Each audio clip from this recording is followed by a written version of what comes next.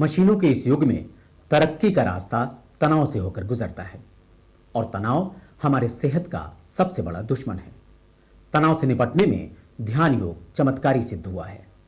अमृत प्रवाह का अनावरण ध्यान योग में गोता लगाकर। योगस्थ कुरु कर्माणि, यानी योग की अवस्था का, यानी शुद्ध शांत अवस्था का मन की और शरीर की पहले अनुभव करते हैं और उसके बाद जब कार्यों में जाते हैं तो फिर क्या पाते हैं कि योगः कर्मसु कौशलम, अपने कार्यों में पूरी तरह से कुशलता आने लगती है। ये साइंटिफिक रिसर्च से प्रूव हो चुका है कि योग से मेंटल स्ट्रेस रिलीव हो जाता है, ब्लड प्रेशर कम हो जाता है और हार्ट अटैक होने के भी चांसेस बहुत कम हो जाते हैं। योग की अगर प्रैक्टिस जारी रखते हैं तो we can even replace the medical treatment with yoga after some time. योग में धारणा, ध्यान और समाधि आते हैं।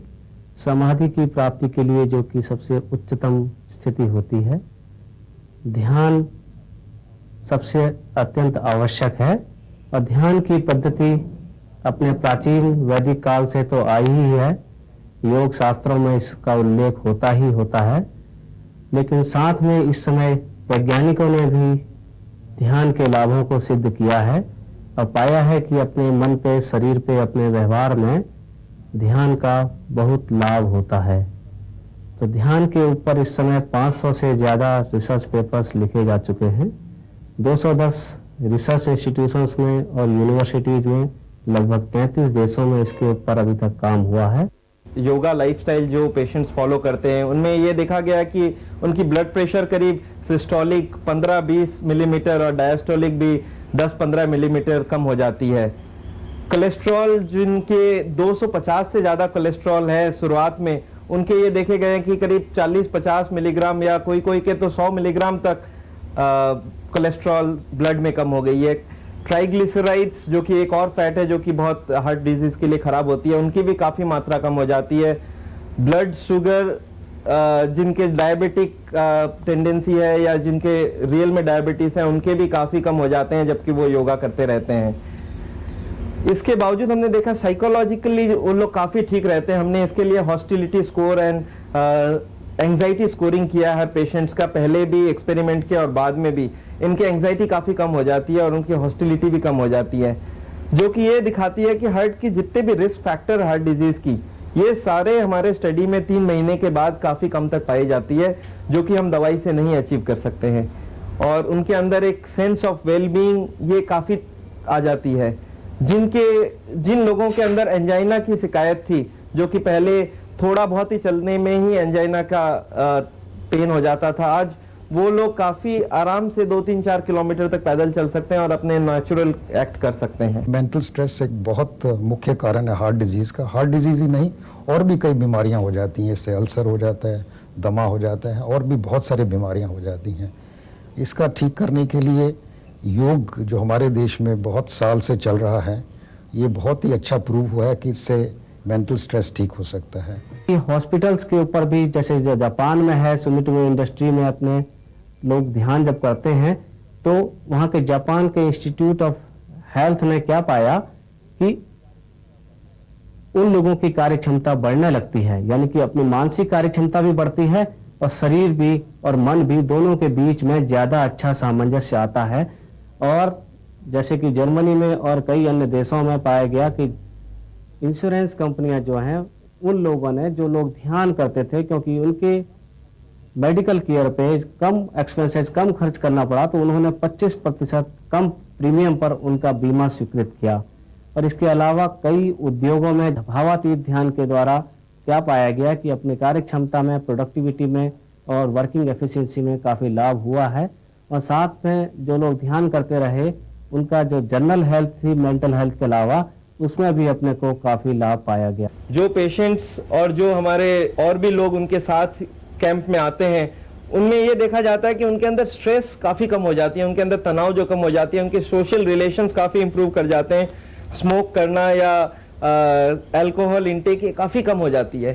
तो ना सिर्फ बीमार में, पर अगर नॉर्मल आदमी भी इसका करे तो उसका लाइफ काफ़ी सुधर सकता है। उनके अंदर बहुत सहनशीलता बढ़ जाती है।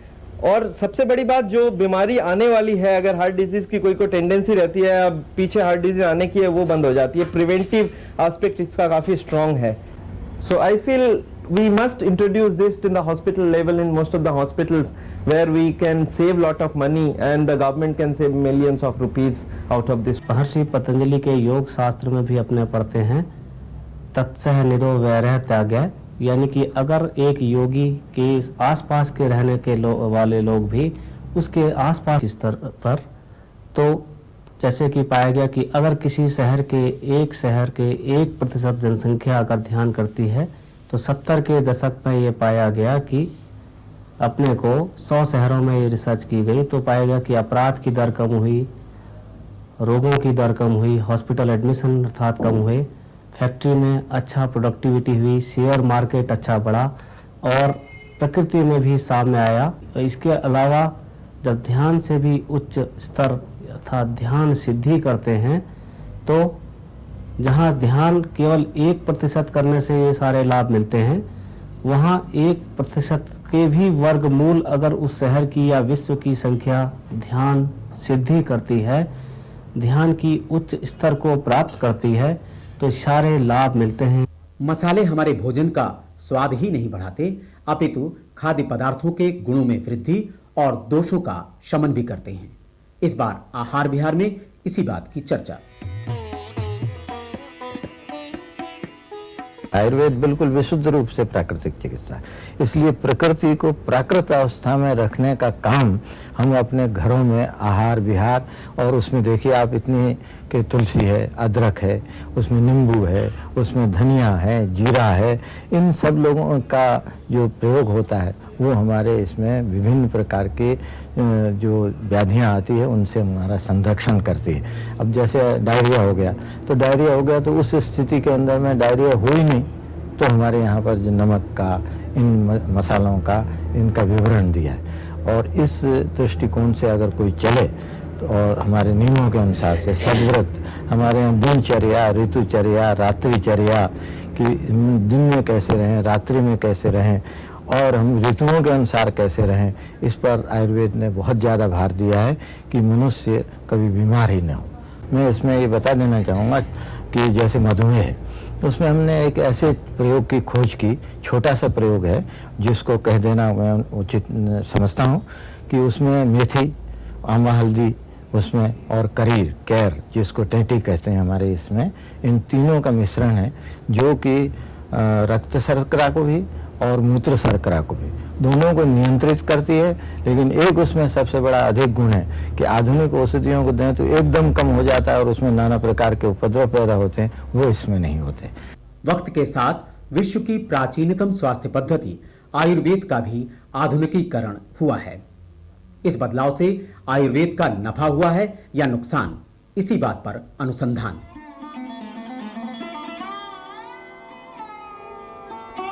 मशीनों ने आयुर्वेद पर भी रंग जमाया है। मशीनें जड़ी बूटियों को कूटने पीसने का ही काम नहीं करती, बल्कि ये जड़ी बूटियों की शुद्धता और गुणवत्ता को भी परख सकती हैं। आयुर्वेदा में दवाइयाँ जो बनती हैं वो जड़ी बूटियों से बनती हैं। ये जड़ी बूटियाँ डिफरेंट सॉइल कॉन्स्टिट्यूएंट से आती हैं, तो उनका जो मिनरल कंटेंट्स रहते हैं वो बदल जाता है। उसमें टॉक्सिक मेटल्स भी आ जाते हैं। जो टॉक्सिक मेटल्स हानिकारक होते हैं तो उन्हें हम पहले से इवैल्यूएट करते हैं कि ये हमारे काम की हैं कि नहीं। तो रॉ हर्ब्स जब आती हैं उसको हम ऑटोक्लेव करते हैं, ऑटोक्लेव करके सोल्यूशन बनाते हैं और इसे सैंपल होल्डर में रख करके फीडर के थ्रू फर्नेस में फीड करते हैं। ये इंस्ट्रूमेंट जीमेन एटॉमिक एब्जॉर्प्शन स्पेक्ट्रोफोटोमीटर है जिसे हम हेवी मेटल डिटर्मिनेशन के लिए करते हैं। ये टॉक्सिक ट्रेस मेटल्स हैं, आर्सेनिक, जिंक, मर्क्यूरी, लेड, जो भी हमारे बॉडी के लिए हानिकारक है, इसमें हम हेवी मेटल्स डिटरमाइन कर लेते हैं। ये जब सैंपल होल्डर से फर्नेस में जाता है सोल्यूशन, तो यहाँ पे हेवी मेटल्स ऑटोमाइज होते हैं और बियर-लैम्बर्ट्स लॉ के थ्रू ये एनालिसिस होकर के यहाँ पे कंप्यूटर से के जरिए हमें मालूम पड़ जाता है कि इसे हम यूज़ करें कि नहीं।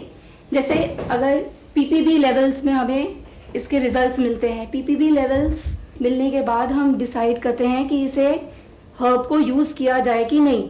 अगर हाई लेवल है टॉक्सिक कंटामिनेशन का तो हम इसे उपयोग नहीं करते हैं, और अगर इसका कंटामिनेशन लेवल परमिसिबल है तो आगे दवाइयों बनने के लिए चला जाता है।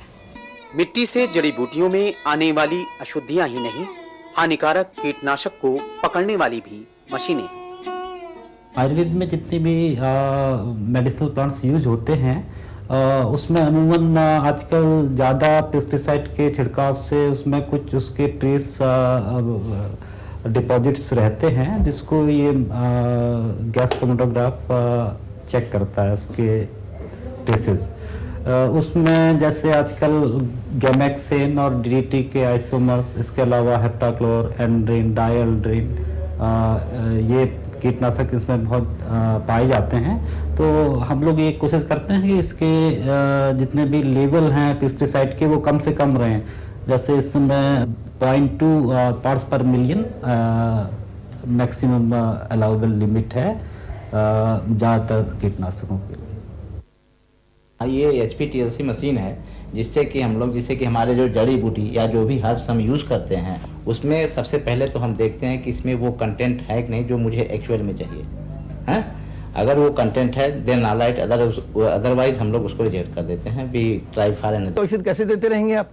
उसके बाद उसके बीच के टाइम में, अंतराल में आपको उन नाड़ियों को पोषण देना है, उन नाड़ियों में शक्ति देनी है, उन नाड़ियों को फैलाना है। उसके लिए हमेशा आपको आयुर्वेदिक औषधि ही लेनी चाहिए। ऐसा देखने में आया है कि जब हम लोह की भस्म या स्वर्ण की भस्म या ताम्र की भस्म बनाते हैं तो उनकी भस्म बनाने के बाद जब उनकी एनालिसिस की जाती है तो उसमें गोल्ड मेटल या सिल्वर मेटल या कॉपर के अलावा सोडियम, पोटाशियम, आयरन, मिनरल्स बहुत सारे और साथ होते हैं। क्यों कि भस्म बनाने का तरीका हमारा ये होता है कि इसको किसी वनस्पति के द्रव्य से भावना देकर, मर्दन करके, घोटकर, बारीक चूर्ण बनाकर, फिर इसको संपुट में बंद करके, टिकियाँ बनाकर संपुट में बंद करके आग दे देती हैं। इस ढंग से हम 5 बार, 10 बार, 100 बार रिपीट करते हैं और इस ढंग से भस्म बनती है। और भस्म बनने पर उसके अंदर वनस्पतियों का अंश के द्वारा मेटेलिक अंश जो है और धातु का अंश जो है बीच में आ जाता है। तो ये था अमृत प्रवाह का ये अंक, और अब चलते चलते मिलिए अपने औषधि मित्र से। ये पौधा 12मासी नींबू कहलाता है। इसमें 12 महीने नींबू का फल लगता रहता है और इसका विशेष उपयोग जो है वो हम पेट की व्याधियों के लिए करते हैं। किसी को क्रॉनिक कब्ज रहती हो तो सवेरे शहद में मिला के नींबू का रस डाल के पी लेते हैं। किसी का वजन घटाना हो तो सवेरे खाली पेट नींबू का पानी और शहद मिला के पिलाया जाता है। अदरक के रस इसका उपयोग करने से पेट की जितनी भर व्याधि है, पाचक की, रुचि की, वो ठीक होती हैं। पेट में उफारी के लिए बहुत अच्छी चीज़ है ये। इस प्रकार जितने भर भी आपको आमाशय की व्याधियाँ, यकृत की व्याधियाँ, ग्रहणी की व्याधियाँ, छोटे आंतों की व्याधियाँ और जितने भर भी एब्डोमिनल की कॉम्प्लिकेशन है उन सब में ये उच्च कोटि की दवाई आयुर्वेद की मानी जाती है। इसके बहुत प्रकार की दवाइयाँ बनती हैं। इसके आसप भी बनते हैं, इसके और बटियाँ बनती हैं इस रस के साथ। बहुत जितनी बार पेट की दवाइयाँ सबको नींबू रस की भावना दी जाती है। दवाइयाँ शुद्ध करने के लिए इसके रस का उपयोग किया जाता है। हमारे आयुर्वेद के अंदर इसकी बहुत प्रधानता है। केवल जिसका गला थोड़ा कुछ खराब हो उसकी वजह सारे प्रकृति के जो रोग, सारे प्रकार के लोग उसको ले सकते हैं। खासतौर पर स्थौल्य आजकल जो मोटापा बढ़ रहा है उसमें तो ये इतनी बढ़िया है कि खाली पेट सवेरे शहद का चम्मच नींबू का मिला के, एक नींबू और पानी डाल के पिया जाए तो 1 महीने के अंदर 2 किलो वजन कम हो जाता है।